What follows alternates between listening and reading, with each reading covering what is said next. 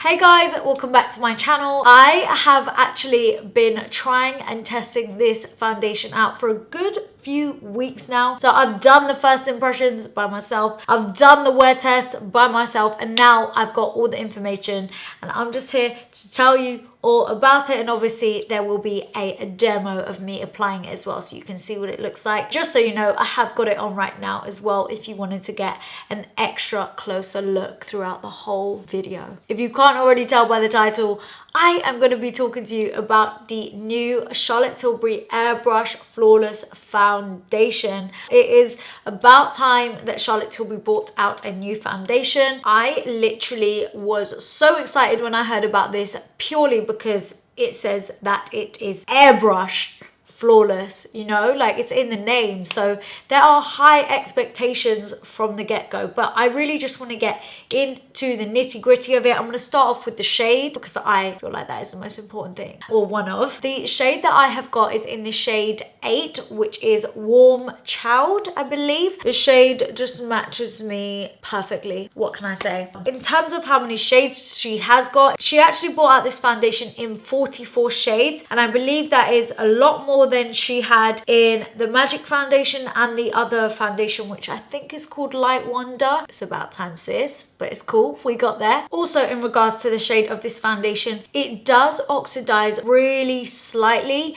but not in a super major way where you actually look like a different skin complexion altogether. I'm not going to drop any names of foundations that do that. Huda Beauty. It is not that bad, basically. It will just alter slightly. And if you're someone that is like me, that tends to like highlight around the face, under the eyes and all of that, you'll find a balance with it oxidizing on your skin, so it won't actually look that bad. However, I actually have found a perfect match even when it does oxidize. So once it's oxidized and it's settled on my skin, I have a perfect matching foundation. In regards to the foundation itself, how it goes on and all of that, this foundation does claim to be a full coverage formula. I actually apply this with a brush because I feel like I get the most coverage when I use a brush. As you can see from my demo, you definitely get full coverage. This is literally one pump across my whole face,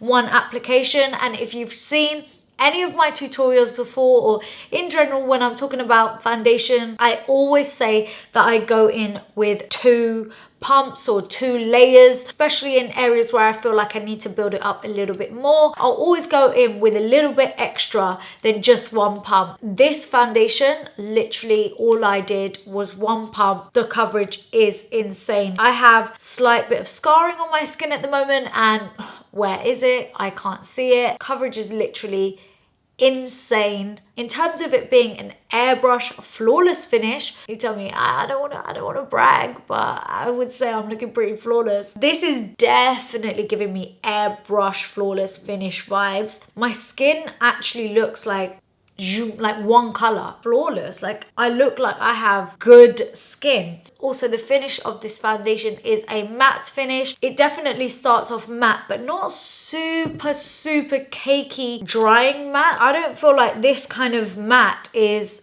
super heavy. I don't feel like it's super dry. For someone like me who's got oily skin, especially in my T-zone, this is like a great level of matte for me. It's definitely not a satin matte. It is a true matte foundation. However, I found that when I have worn this over a period of time, across like a whole day, obviously my nose is going to get slightly oily. The oils are going to come and show through a little bit, but it never got to the point where it was like, oh my God, I look like a grease ball. It just looked like I had radiance and glow to my skin eventually when the oils came through, rather than looking greasy. So the matte levels in this foundation kept my skin at like a good level through the whole day. In terms of it being really long lasting, because it does say on the bottle as well that it stays all day and night. Like damn, that is a big claim.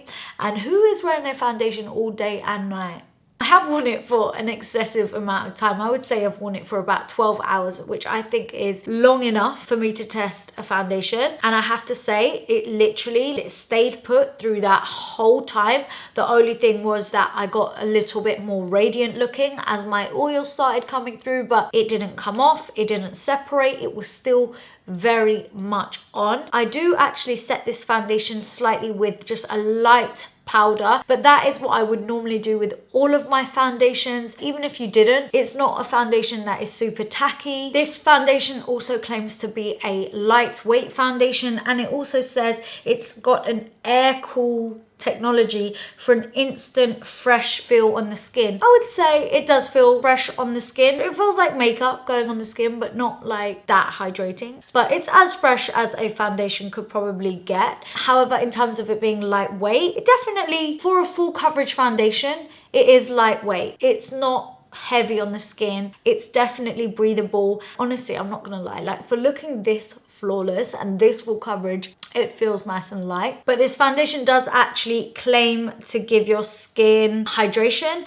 So basically, Charlotte Tilbury, all of her products, or I would say most of, she creates them so that they have an element of kind of skincare and kind of helping that area progress as the more you wear it. So with this foundation, there's magic replexium in there. That means that the wrinkles appear reduced by up to 22%. So I believe that's not just a one wear you're gonna reduce your wrinkles. I think the more you wear it, the ingredients that are in the foundation are gonna help with reducing. So there's a level of skincare and anti-aging in the product that is gonna help with that. And I think that's a lot of her. The foundation does actually claim to be transfer resistant and humidity proof as well. I believe it's as transfer resistant as it can get. There's nothing on my hand right there. It doesn't feel tacky at all. And in terms of humidity proof, I have to say, I feel like it is.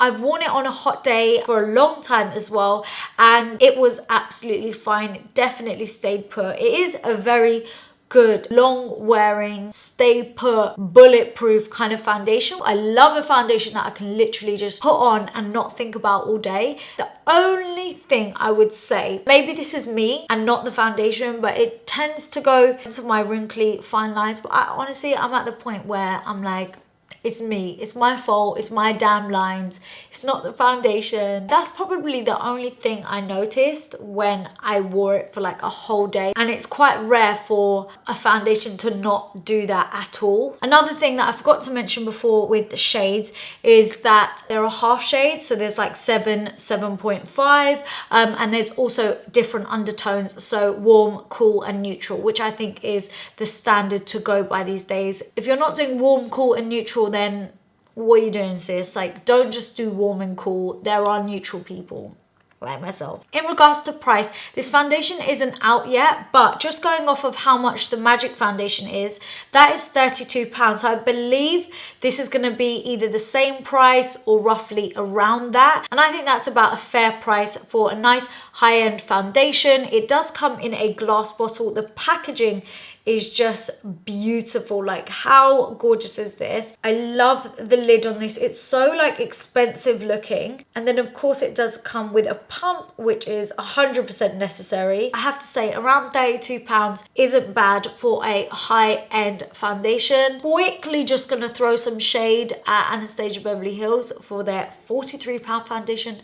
I have done a review on it, so if you want to click the link now. In terms of how much product you get the average amount of 30 mils. That's fairly decent, and where you are getting full coverage, you probably don't need to use as much. It's going to last you a whole lot longer than Anastasia Beverly Hills foundation, which needs building up to full coverage, and it's £43 and 30 mil. I mean, if you are on the hunt for a high-end foundation that is going to last you all day, gives you a nice matte finish, and is going to make you look flawless, then definitely check this out. I haven't said enough bad things about this foundation in this video. I genuinely love it. I mean, the proof is in the pudding, hun. Like, you can see it looks good, and for the price and for the beautiful packaging, like, you really can't go wrong. I would say if you have dry skin, just be really careful with this.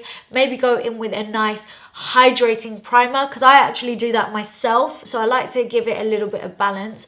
But if you have oily skin, I think this is gonna work an absolute treat on you. So definitely give it a go. I wanna know what you guys think of this foundation. Are you gonna try it? Have you tried it already? Let me know down below in the comment section. Make sure you give this video a big thumbs up and don't forget to hit that subscribe button for more foundation reviews and general videos. I have loads of stuff coming your way. Thank you so much for watching, guys, and I'll see you all in my next one. Mwah. Bye.